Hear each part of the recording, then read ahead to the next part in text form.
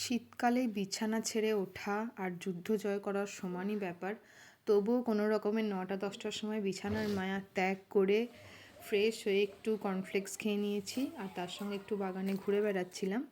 তো এখানে ব্রেকফাস্ট হয়ে গেছে অলরেডি আর তারপরে স্নান করতে চলে গেছিলাম। তো স্নান টান সেরে আবার বাগানে এসেছি রোদের টানে।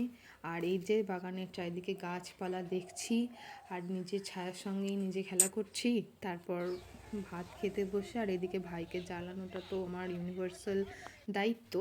তারপর চলে এলাম। এই যে জামাটা তোকে ভালোই লাগছে, জামাটা পরে চিন্তা নেই। মানে জামাটা পরে ভালো লাগছে, বেলটা পাকা ভালোই হয়েছে, কিন্তু ঝালালে ভালো হতো। ঝাল ভালো হতো। এমনি ঝাল খাই না, কিন্তু এই ঝালটা ভালো লাগছে। এই লঙ্কা খাচ্ছি, আর দেখো লঙ্কা, এই দেখো। তো এসব করে একটু রেডি হয়ে নিচ্ছিলাম একটু পার্লার যাব বলে। হ্যালো গাইস, আমরা পার্লার যাচ্ছি। যাওয়ার জন্যই আমরা প্ল্যাটফর্মে বসে আছি ট্রেনের অপেক্ষায় কখন ট্রেন আসবে। আর তার সঙ্গে এই যে একটু এলকি ভেলকি তো করতেই হবে, মাস্ট এটা। ট্রেন চলে এসেছে, চেপেও করেছি, যাব ডেস্টিনেশন আগেই বলে দিয়েছি পার্লার। এই যে চুল কাটা আমার ডান, এখানে দেখে যদিও বোঝা যাবে না কি চুল কেটেছি। বাড়ি ফিরে এসে তো সন্ধ্যেবেলায় চা ইজ মাস্ট। টাটা।